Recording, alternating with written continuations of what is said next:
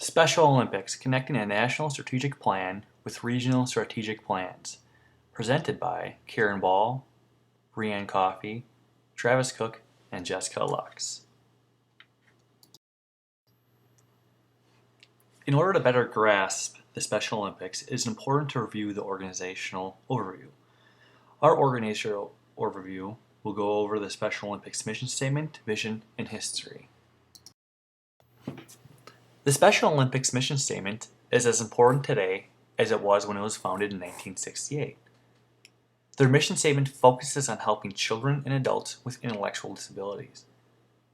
The Special Olympics wants to give individuals with intellectual disabilities continuing opportunities to develop physical fitness, demonstrate courage, experience joy, and participate in a sharing of gifts, skills, and friendships with their families and other Special Olympic athletes and the community.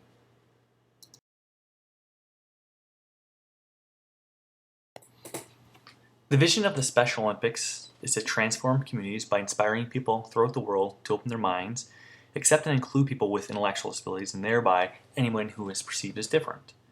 The vision of the Special Olympics aligns with their mission statement, but deals more with how people without disabilities perceive those with disabilities.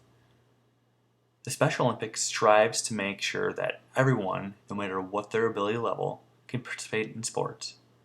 By opening their minds, people can allow those with disabilities and who are different to participate in everyday activities.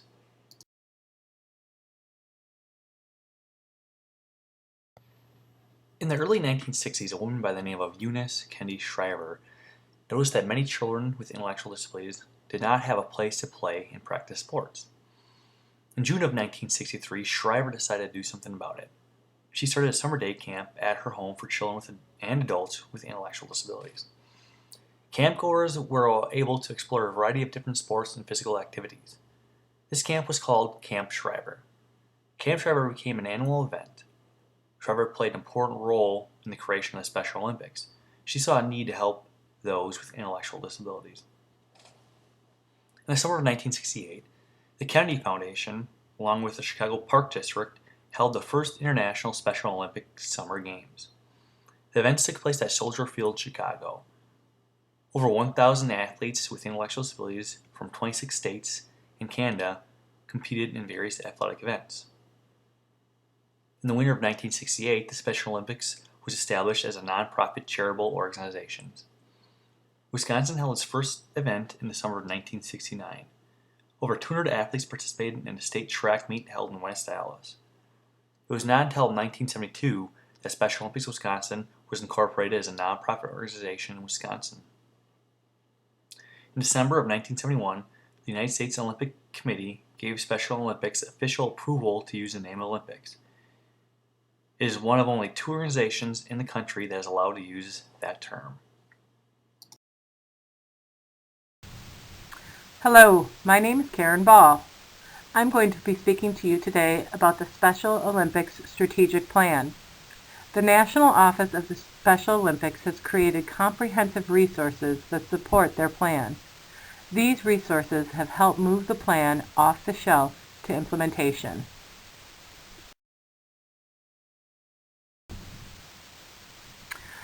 Our group found that the National Office of the Special Olympics created a robust process to develop their 2011-2015 plan. For the 10 years prior to 2009, the Special Olympics had grown tremendously. They had over 3.5 million athletes in 170 countries. The Special Olympics began with focus groups around the world discussing what they thought were the most significant needs within the organization. They had conducted a mission effectiveness survey. Nearly 2,000 program representatives completed the survey. The focus groups and the survey created the foundation for moving forward with the process. The strategic plan process took the Special Olympics 13 months to complete.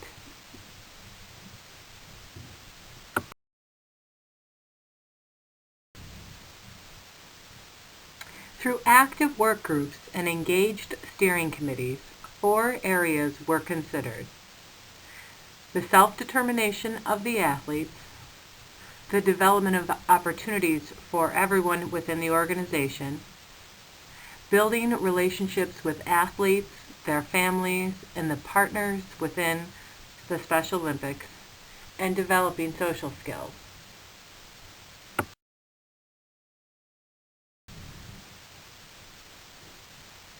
The Special Olympics has two pillars that they considered fundamental to their success and continued growth. The mission-driven pillar focuses on programming.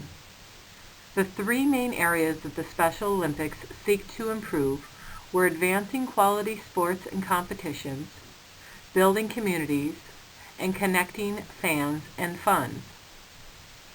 The goal of the enabling pillar was to help the Special Olympics be better at their work.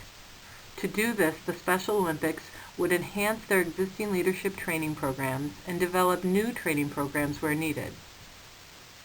The Special Olympics would sustain their capabilities by finding new partners, prioritizing projects, and creating a central database of ideas and projects that had already been tried.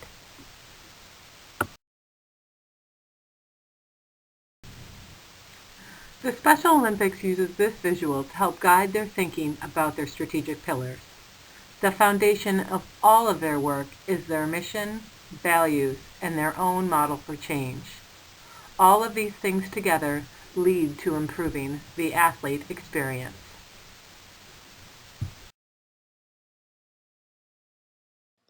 Hello, my name is Jessica Lux, and I'm going to be talking to you about the interview we did with Kelly Lang, a director at Special Olympics.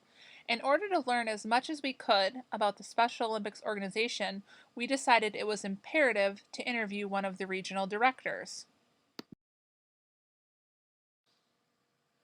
Before the interview, we reviewed the strategic plan and built our questions for Ms. Lang off of the athlete experience. The athlete experience seemed to be the glue that held the strategic plan together. In the interview, we hope to find out about how a strategic plan worked in a national corporation and gather information on the athlete experience. Here are two sample questions we asked Ms. Lang along with her responses. As you can see from question 1, Ms. Lang did not participate in the actual writing of the strategic plan, but she is responsible for implementing the plan.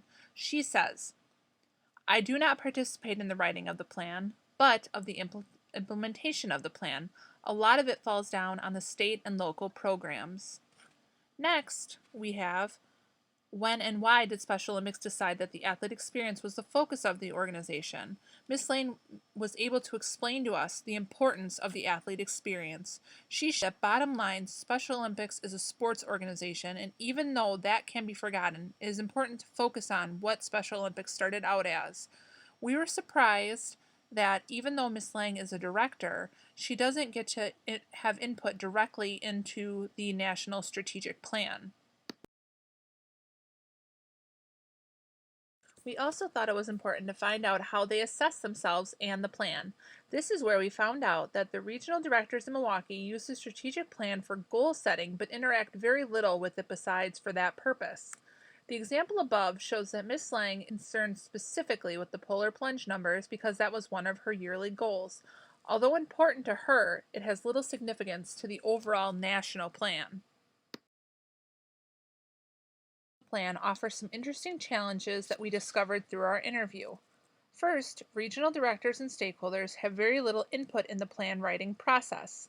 Because of this, the strategic plan serves a remedial purpose at the regional level. Second, the national plan has a cookie cutter feel.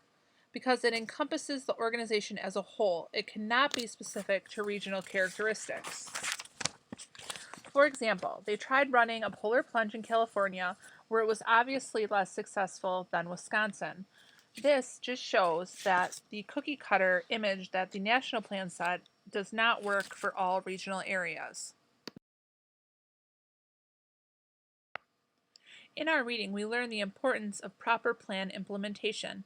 For Special Olympics, it really seems that on a regional level, they struggle to implement all the big ideas of the strategic plan. Also, because the directors had very little input, they don't know or have the focus that was achieved when planning took place. After our interview and reflection, some definite questions came up about the use of a national plan.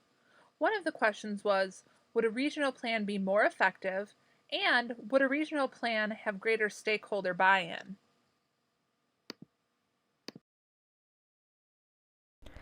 Hi, I'm Brian Coffey. I'm going to discuss how Special Olympics connects their national strategic plan with the regional strategic plan. First of all, it is important to know that the strategic plan of Special Olympics is a movement-wide plan. Therefore, in the strategic planning process, various levels were involved. For instance, in the 2011-2015 strategic planning process, regional advisory councils and individual program leaders gave feedback on the strategic plan. The strategic plan is used as a guide for regional plans, operating budgets, and projects. Regional leaders operationalize goals to mirror the strategic pillars.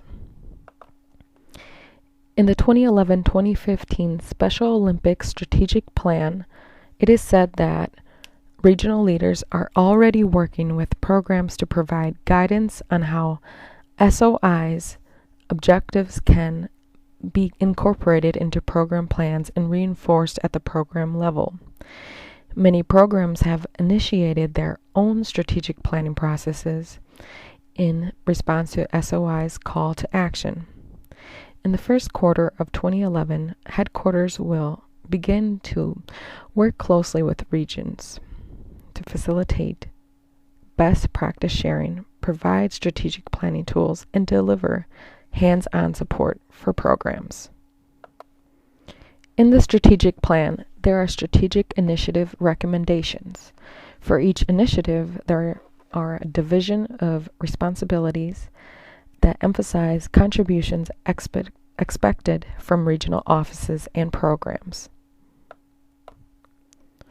Although resources and goals may vary from region to region or program to program, all efforts should contribute to the achievement of the movement-wide goals. In connecting the National Strategic Plan to the Regional Strategic Plan, communicating the Special Olympics brand is essential. In the strategic plan of Special Olympics, global brand alignment is emphasized. By supporting and reinforcing the organization-wide brand standard, the foundation will strengthen. Special Olympics believes that the goals of the strategic plan can be accomplished by providing to the public clear and consistent messages of who they are, what they do, and why it matters. One specific strategic pillar of Special Olympics is connect fans and funds. This pillar has a quality goal, which is manage the Special Olympics brand so that all strategic properties, initiatives, and campaigns, as well as 75% of accredited programs, support a movement-wide brand standard. In our interview with Kelly Lang, one barrier to the implementation of increasing athlete experience, she said, is the lack of awareness of what Special Olympics is and what they do. However, to increase awareness among the public, Lang said, we never do just a general marketing plan, and so that is a big part of the marketing in the communications department for Special Olympics Wisconsin this year, is a general marketing. Who are we? What do we do?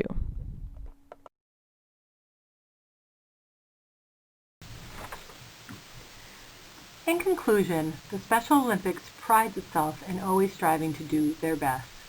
Their mission statement, coupled with their vision, will support them as they continue to implement their 2011-2015 strategic plan.